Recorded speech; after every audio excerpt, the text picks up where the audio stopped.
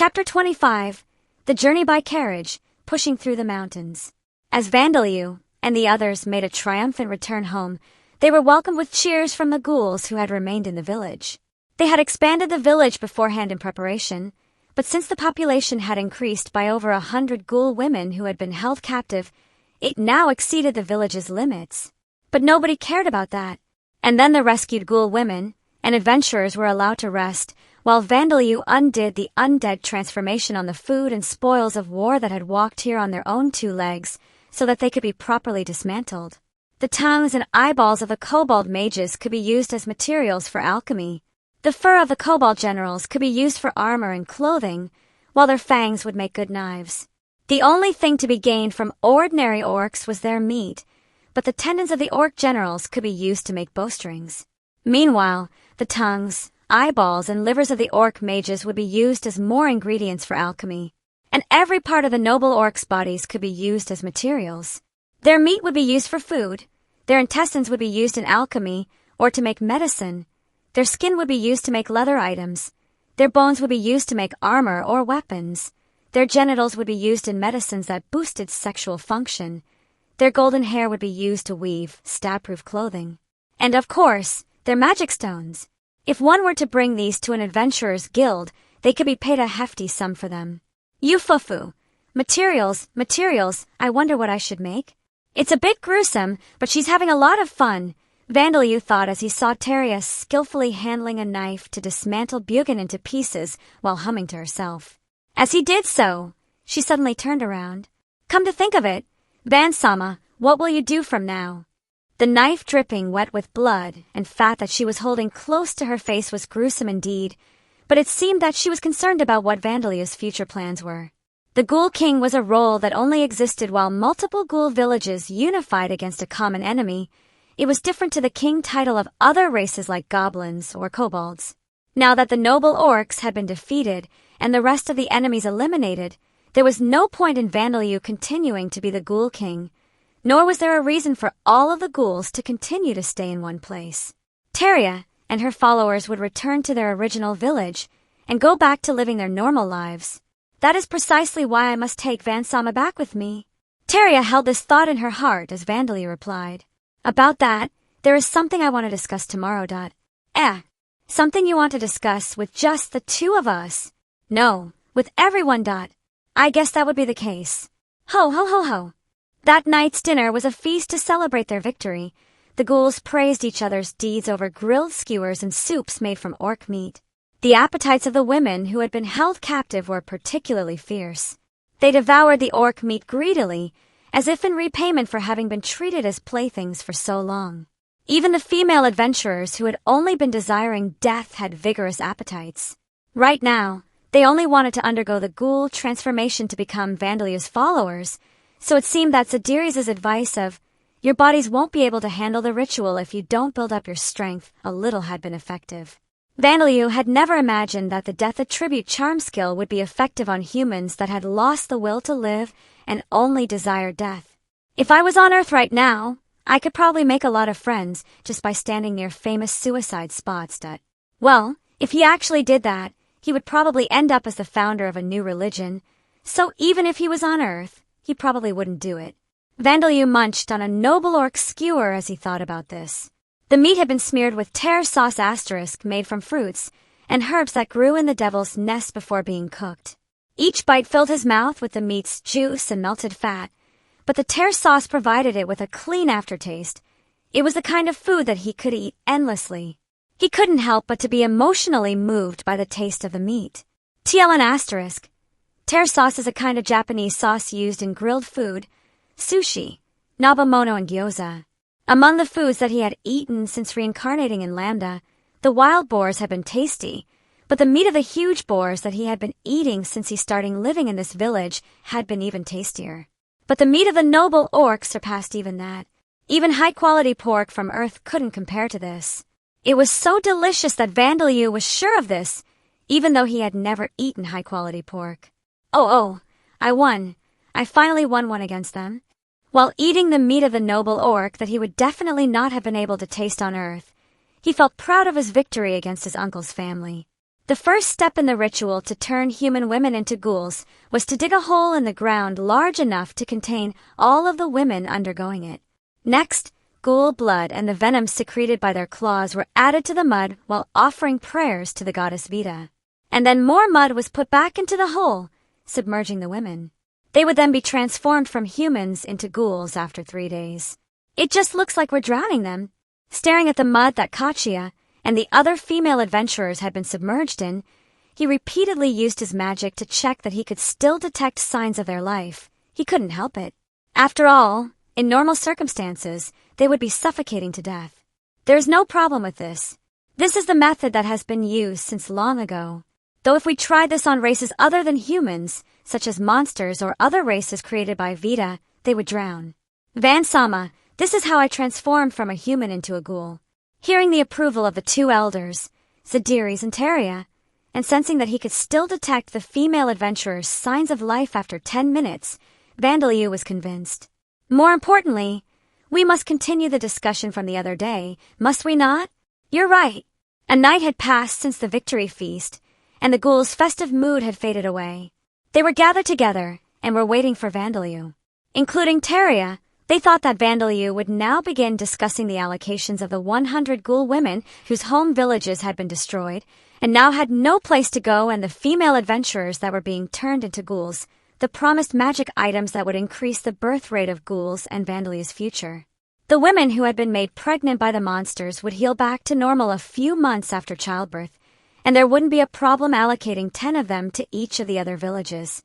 And they had even just obtained so much food that it would actually decompose before they could finish it all if it weren't for Vandaliu's method of preserving it. The female adventurers would probably all be treated as Vandaliu's spoils of war. That way, it wouldn't take any time or effort to teach them various things after their transformation into ghouls, and Vandaliu had achieved enough to deserve that. It was strange that one of them wasn't undergoing the ritual and under Vandaliu's personal care. That was probably Vandaliu's favorite. Vandaliu had promised to distribute the magic items when he made them. Zadiris' and Teria's villages would compete for which village would have Vandaliu stay with them, so there was no need for them to say anything about that. The great number of ghouls gathered here expected that these were the topics that would be discussed. However, Vandaliu proved those expectations wrong with the tone of his first word. Everyone, please listen to me calmly. By summer at latest, there will be a large army of humans coming here to kill us all. It was April, about 2 months after the news that the noble orc's village had been annihilated by a pack of ghouls, led by a damper, an extermination force of 1,000, organized under Marshal Palpapek's leadership, invaded the Devil's Nest Forest. There were 300 D-class adventurers and 100 C-class adventurers. There was also a brigade of holy warriors of Alda with High Priest Gordon as their leader, the B-class Green Wind Spear Riley, who had formerly belonged to the 5 Colored Blades, as well as the soldiers and knights. For the sake of perfection, the marshal had wanted to hire several more B-class adventurers, but gathering too many adventurers of B-class or above in one place would cause problems in dealing with monsters elsewhere, so he had gathered capable C-class adventurers instead to create an extermination force of this size. Hey, sorry, but the damper is mine. Back then, I had to let it escape because Heinz didn't agree with me, but I'm free now. I'll add this to my list of achievements. Do as you wish. As long as the blood of an evil vampire in which is stamped out, the god will give his blessings no matter who performs the task. The grinning Riley and High Priest Gordon, whose mouth was turned down at the corners, were the centerpieces of the extermination force, and everyone expected these two to defeat the higher-ranked ghouls and the damper. Even the other adventurers and knights follow their commands. Both of them were top-notch among adventurers, and since they possessed the strength of B-class that surpassed the boundaries of human capabilities, it was only natural that they were being treated this way as the extermination force contained no adventurers of A-class or higher. Marshal Palpapek had constantly stationed spies between the town and the Devil's Nest to make sure that the ghouls didn't come to attack the town, but the ghouls had shown no movements until now. The ghouls are expecting us to come to them. I can only pray to my god that they do not strike you when your guard is down, turning you into experience points for them. Gordon, the fact that the ghouls weren't coming out of the Devil's Nest despite knowing that the humans were on the move no doubt meant that they had prepared themselves and were planning an ambush. That was the conclusion that the leaders of the extermination force, including High Priest Bormak Gordon, had come to.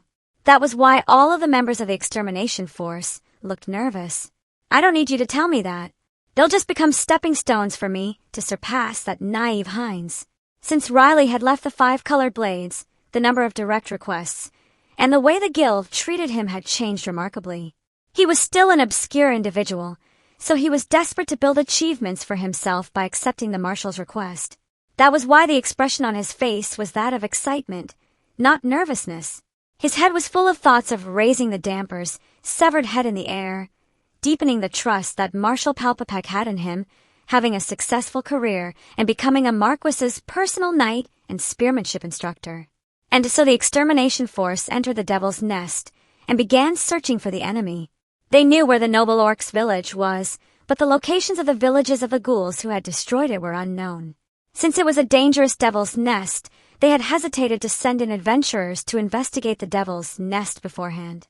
They couldn't send spies in, as they were weaker in combat despite their information-gathering abilities. The reason for this was because they had concluded that the damper was a spiritualist. Spiritualists could communicate with the spirits of the dead to gain information. If the spies and adventurers were discovered, they would be killed mercilessly, and then the damper would gain information from their spirits. Since the dead were talkative, they had to be careful about losing personnel.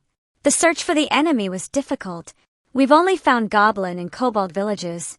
We've encountered 2 or 3 orcs, but not a single ghoul has been seen.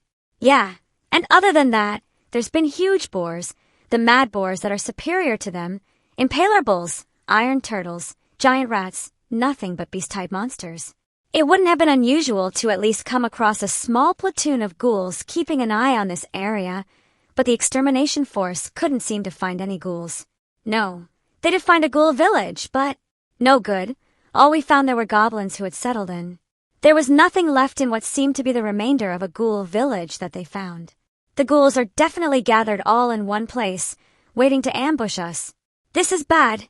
Even though we have 1,000 people, if they were to come attacking all at once. So what?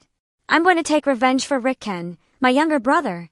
The older brother of an adventurer thought to have been killed by orcs made this angry declaration, but nobody reminded him that it was the orcs, not the ghouls, who had killed his brother.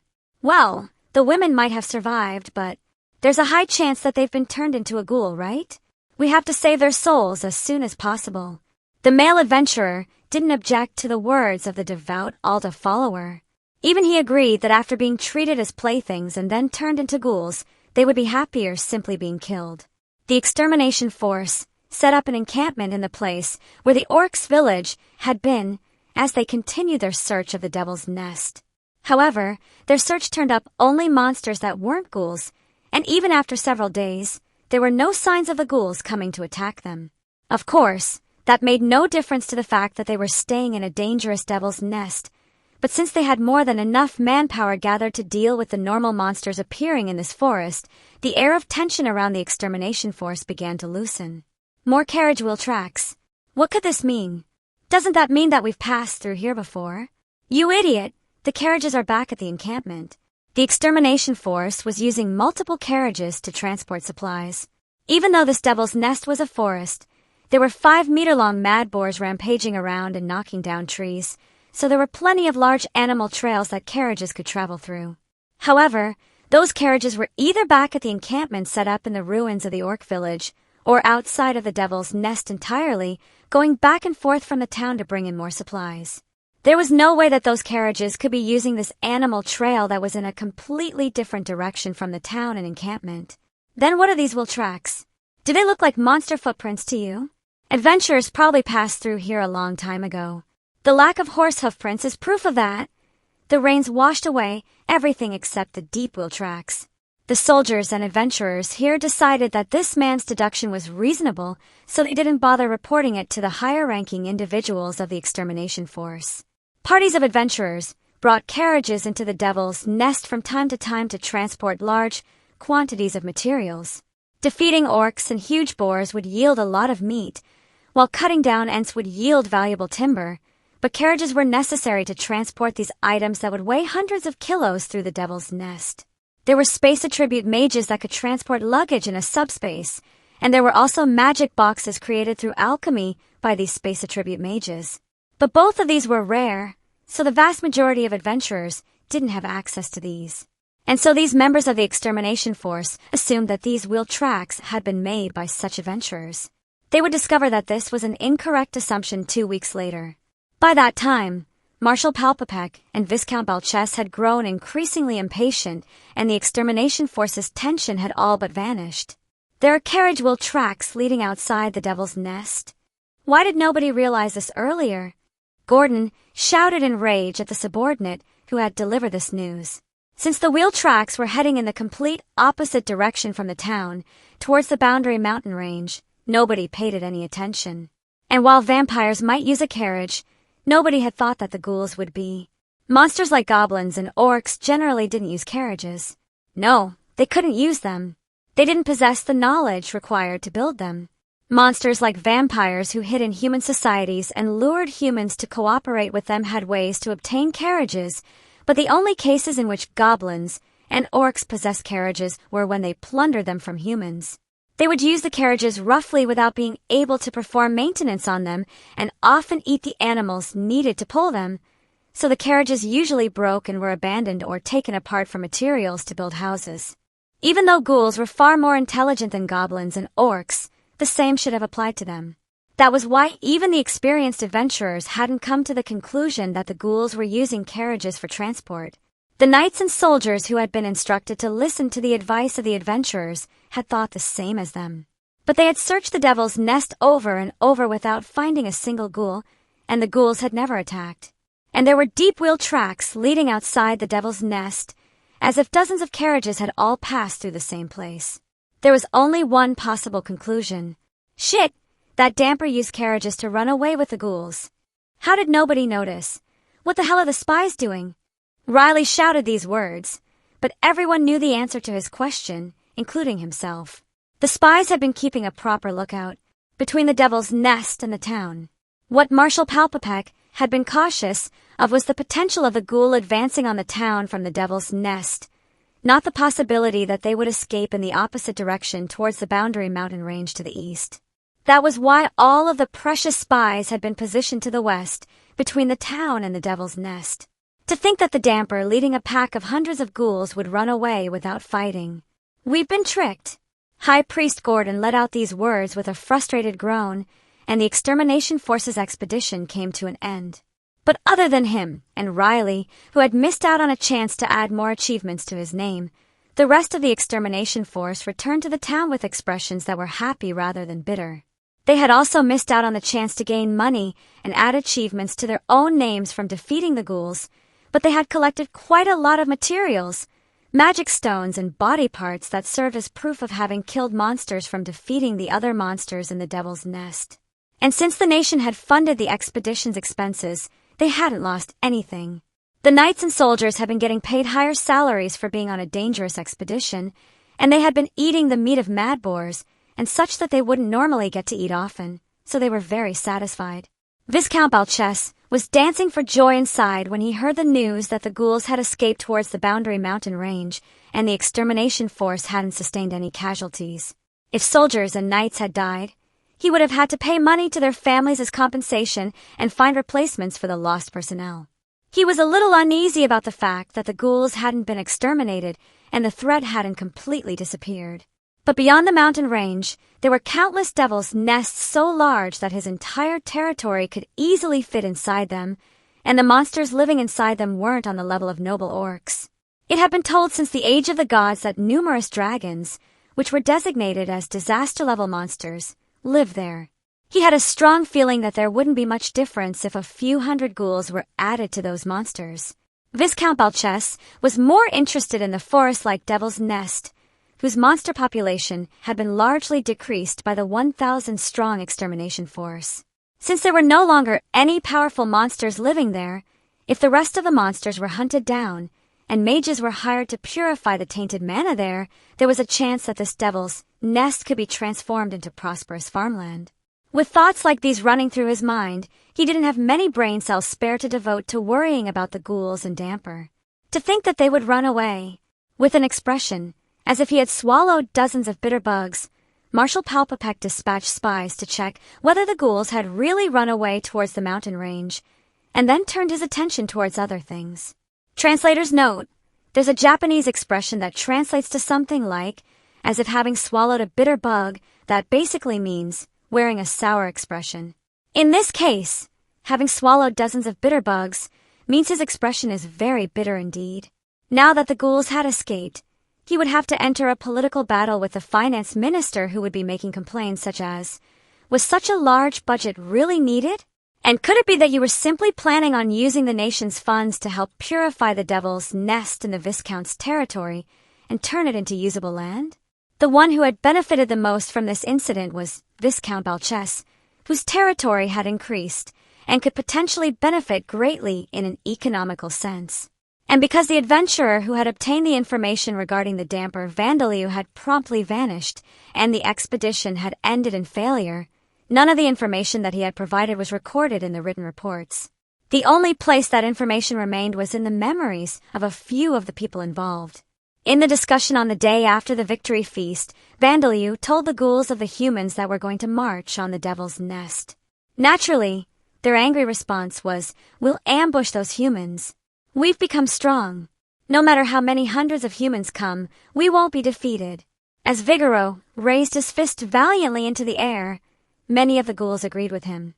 Their levels had increased in the battle with the orcs, and more than a few of them had increased in rank as well. Indeed, the ghouls' strength in battle had grown substantially. However, sorry Vigoro, we can't win this battle. Vandaliu declared that they wouldn't be able to win against the humans. Why not? King, we're strong. We won't lose to the humans. With you here, we can win. Why are you saying we can't? Let's fight them together. The ghouls' opinions seemed to be unanimous, and Vandaliu chose his words carefully as he replied. Yes, we've become strong. If humans attacked with equal numbers as us, we would win. But unlike orcs, the humans will make the preparations they need to defeat us, and they will come into the devil's nest from outside to kill us. This time, we are the ones on the defense. A surprise attack like when they had attacked Björgen's village would be impossible. The humans would gather numbers and add high-quality individuals among their army as well. And they will keep coming at us until we are defeated. If we defeat their first extermination force, they'll send another, and if we defeat that one, another after that. There will be no end to it. Even if the first extermination force was successfully repelled, the shield nation of Merg would certainly not leave such a dangerous pack of monsters alone. They would definitely send in a second extermination force. If this were a conflict between humans, there would be movements to find a middle ground and suppress the conflict at this point. But ghouls were monsters to humans, and the Devil's Nest was only 3 days' travel from the town. There would be no compromise. Unless the ghouls did something about the entire shield nation of Merg, they wouldn't stop. No. The Amid Empire would step in before Merg came to ruin. There was simply no end to this for Vandaliu and the ghouls. It is as the boy says. Since the humans originally gathered their forces to exterminate the noble orcs, there will be numerous adventurers and knights strong enough to have defeated that noble orc boss.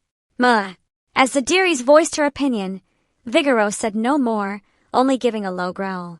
But even as Zadiri spoke against Vigoro's advocacy for war, she had a bitter expression on her face. They had just managed to defend the village from the noble orcs. It was only natural for her to feel this way. The ghouls weren't even thinking of attacking the human town. They would be satisfied if they could just continue living in the devil's nest as they had been up until now. Despite that, the humans were deeming them dangerous and sending an extermination force to kill them. For the ghouls, it was absurdly unreasonable. And though Vandaliu didn't show it in his expression, he felt ashamed. He felt bitter that he couldn't grant the wishes of the ghouls he thought of as his family, the ghouls who loved him so dearly. If he could build dozens of sturdy fortresses, erect a stone wall surrounding the whole devil's nest, and make an army of thousands of golems, he would be able to protect this devil's nest. And we have people that we need to protect. Most of the women that had been rescued were pregnant. They were in no state to fight. Of course, there were also Bilda and the other ghoul women who were also pregnant with ghoul children. Nobody wanted to expose them to danger. Yes, what we want is the survival of the species. We should choose a defeat where we save as many people as possible over a victory where we sacrifice many and only a few survive. Teria. As Teria spoke with a sigh, the ghouls' desire for war subsided completely. There were still many who truly wanted to fight. But Zadiri's was clever, Vigoro was silent, and Teria was convinced. In this situation, the ghouls whose society was founded upon respecting the powerful couldn't voice their objections and simply had to agree. But what will we do from now? Hiding would be impossible, and even if we were to run, ghouls needed a devil's nest to live in. The ghouls' reproductive capabilities declined even further outside devil's nests, and there wouldn't be enough prey to feed this population. It would also likely be impossible for them to suddenly cultivate the land to start using agriculture for food. I have an idea of where we can escape to, though it's a bit far away. However, as Vandaliu explained about the devil's nest found by the undead bugs that he had released in case the ghouls were unable to defeat the noble orcs, the problem of where they would escape to was solved. Their destination was a devil's nest ruin, past the western edge of the Boundary Mountain Range. Best of all, he had discovered that there were undead in that devil's nest. Because of Vandaliu's death attribute charm skill, they would instantly become allies. With that being solved, discussions were over quickly, and the ghouls immediately began preparing for the big move. The first step was to deforest the devil's nest to the point of making the Ents that lived here extinct. Vandaliu used the gathered lumber to make carriages, cursed carriages, one after another. It seems that I have many Kohais now. Translator's note. For those who don't know, Kohai means junior, opposite to senpai meaning senior. The spirits used for these carriages were those of the orcs and other monsters that they had killed in large numbers several days ago, so they didn't possess skills like precise driving. But as long as they were sturdy carriages that moved on their own, that was enough. And then the female adventurers completed their transformation into ghouls. They didn't even get a chance to get accustomed to their new bodies before they and the pregnant women were loaded into carriages to leave the devil's nest. Vandaliu had confirmed that there were no spies in the direction of the mountain range using lemurs and undead bugs, so it was not a particularly hurried departure. And then it was April. Over a month had passed since the ghouls had left the devil's nest forest. As part of the leading group of the ghouls, Vandaliu was sitting in Sam's carriage. The road was steep, but the journey was going well apart from three problems. Surprisingly, the mountain range isn't anything special.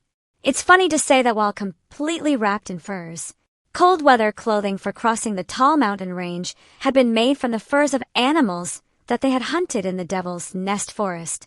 Ghouls were far sturdier than humans, so they were mostly unaffected by altitude sickness. The ghouls' energy had decreased a little from having left the devil's nest, but that was compensated for by Vandaliu's strength and follower skill. The mountain climbers of Earth would question whether their current equipment was enough, but they could proudly say that it was. The one thing that was more likely to be a problem than their equipment or materials was the road. Steep paths and cliffs that even mountain climbers would have to risk their lives to climb or frequent. Boy, I'll leave the road to you. Okay. However, as long as Vandaliu's mana didn't run out, it wasn't a problem after all. After turning the mountain surface into golems, he could just use golem transmutation to make roads that the carriages could pass through. If the roads were narrow, he would make it wider, and if there were steep cliffs, he would dig tunnels through them. At first, Vandaliu had thought of using golem transmutation and his mana to brute force his way through the mountain range, tunneling under it instead of trying to cross over it. But a tunnel large enough to fit carriages going through could potentially cave in, and there would be huge problems if they came across an underground water reserve, so he decided against it. And not long after the ghouls passed through, the roads would turn back into narrow paths and steep cliffs. Worried that the Shield Nation of Murg's spies might discover them, Vandaliu had made it so that they couldn't be followed, and this turned out to be a great success. In fact, several days later, the spies dispatched by Marshal Palpapek around a month behind Vandaliu, and the ghouls were at the foot of the mountain range. They decided that further chase would be impossible and returned to the town. So if there were any problems, they were monster attacks, nursing the weakened ghouls, and the rush of babies.